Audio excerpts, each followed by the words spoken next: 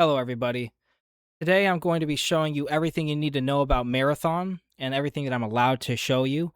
Bungie has just released their Vidoc, and I just thought that I'd take this opportunity to go on and make this video because there's a lot of lack of information, false information about this game, and I just wanted to make this video to go on and give people a heads up. I'm going to be going over, the runners, the maps, the equipment, the weapons, and everything that I'm allowed to go on and talk about. I participated in 3 of the playtests, so this one is from the non-NDA, my first alpha playtest, which is from the March-April alpha playtest. I participated inside of the summer playtest as well as the October one. Unfortunately, I can't show you any of that footage, but it is a lot more detailed. They added more ENB. They added an ENB inside of it because as you see over here, there's not that many dynamic shadows. They don't have the atmosphere. They don't have as many particle effects and whatnot. But some of the highlights of this game are the maps, very well made. The enemy philosophy, making them a lot more difficult than inside of this first alpha playtest. So the game's identity really bases itself around being a PvE, PvP hero extraction shooter. So the enemies aren't something that you just ignore or that are just like a joke. They're honestly more serious than the players that you deal with. Players that you deal with are probably going to be the easiest part of this game, to be honest with you. Um, just general immersion is also another highlight of it. The sound design, the sound effects, the visuals inside of this game, the lore, how they set that out, you know. But going over the runners, you have a handful of runners. You have Boyd, which is the one I'm currently playing right now. He's the sneaky guy. He gets to go invisible, throw smokes, and goes invisible every time he enters a smoke. He also has like an aerial. You get to break your fall and like pop down a smoke. So if you like jump off a building, you like hit V or whatever your ability is, and get to throw down a plume of smoke and break your fall. There's Glitch, which is like the mobility kind of runner. So she has like more heat capacity. When you run and sprint with her, she gets to have like a boost when it comes to her slide. She gets a double jump, as well as her ultimate. She whips out her arm, turns into a hand cannon. You charge up a shot, and you fire it, and you big explosion, devastation. Um, you have Locust, which is like the Titan. So you have a shield with him. You get to block shots. You have an air boost, just like in like Destiny, with the Warlock and the Titans. And his ultimate is you get to shoot rockets. You have Blackbird, which is the scanner. So her ultimate is that you get to send out pulses and scan people, and you get to see which is just a NPC and which is a runner if they're inside of the radius. She gets to throw out her spider drone, so it crawls around, and if it hits somebody, it does it explodes and does burning damage. And she has like a passive buff so that you don't get like messed with debuffs. Um, then you have the medic dude, in which, as far as I'm allowed to tell you, his ultimate reses people. You could res 2 people at a time if they're within range of each other, but you could also do something else with it. But I'm not allowed to say.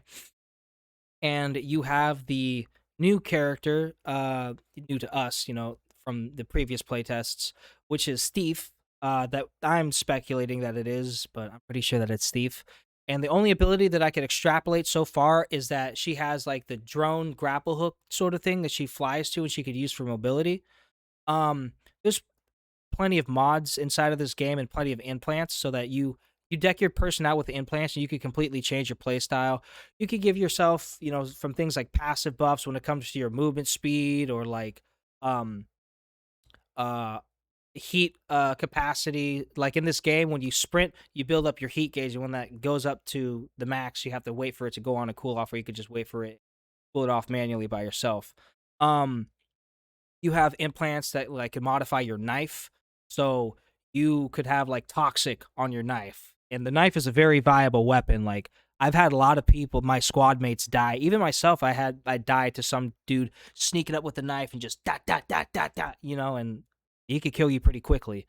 Um they have a lot of implants for you to go on and change your stuff. They got character specific implants, so like there's implants specifically for your character.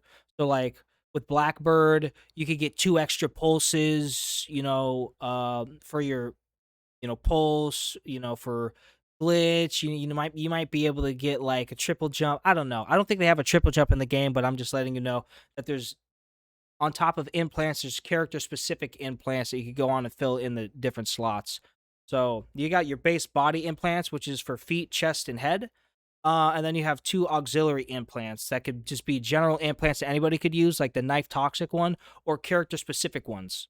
Um, Going on over to the maps, the philosophy with this game is that the maps will increase in difficulty.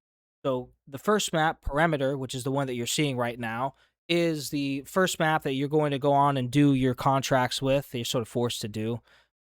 As far as I know, that could be subject to change, but I think that they're going to go on and stick with that. You're going to get your quests knocked out, and the quests are based around the 6 different organizations, the 6 different factions that you could go on and get contracts from. You can only do one contract at a time. As far as I know, that could be subject to change, but I'm pretty sure it's going to be just one quest at a time because it really complements the pace of the game.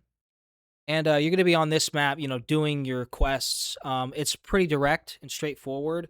It's a circular map with the one half of the other half being divided up by the hauler, south relay, and the middle area that you could go on and run through. There's like a big tunnel that runs through the map.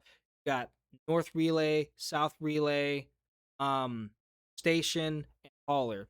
Hauler is like this big hauler truck that you have to maneuver through if you're on that side of the map if you want to get onto the other side. Um, there's a lot of variety inside of the game when it comes to like you being able to build your weapons, the variety inside of the weapons. Each weapon is very viable and very dangerous. But some are more tailored for situations than others. Like, it's like how it is in like any kind of game or in life. Shorter range weapons are great for shorter range. Long range weapons are better for longer range. You got some general purpose ones like the assault rifle that is good at both close range and long range. You could deck it out with different kinds of scopes. You could completely change your weapons with the exotic mods. It's absolutely amazing. But pretty much, this is a pretty straightforward map on Perimeter.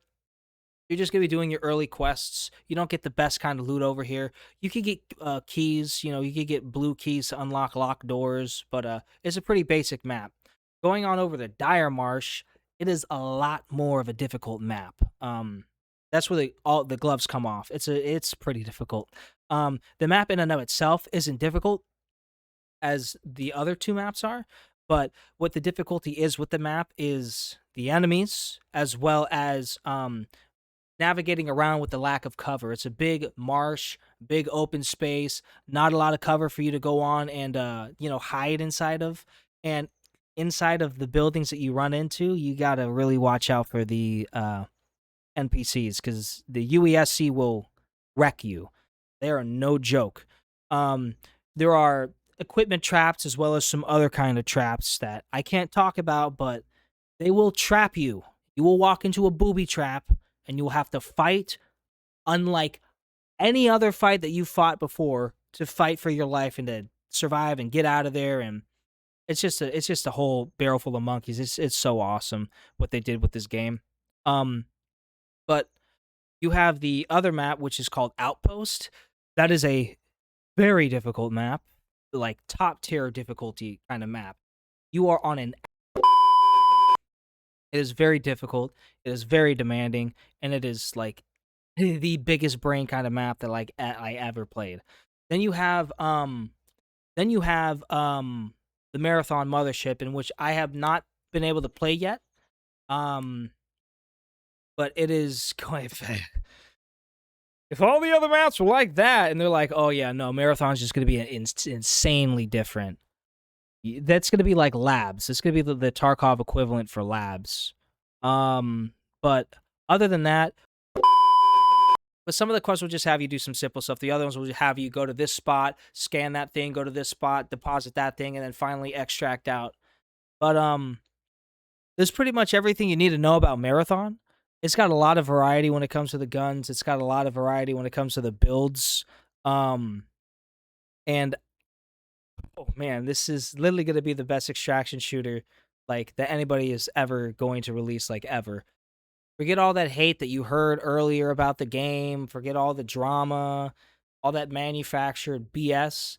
This game has earned its spot into being a very worthy game that is worth your money. And it's only going to be $40 too. So that's going to help out with it a lot. If it was a full $60, I'd still pay, but like yeah, it definitely with the atmosphere and all these free to play games, it's a very justified and very welcoming price, if I frankly say so myself, of $40 so that you don't have to worry about